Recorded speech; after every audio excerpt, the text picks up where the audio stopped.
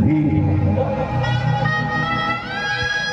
একে দুঃসংবাদ শোনাইল মহামন্ত্রী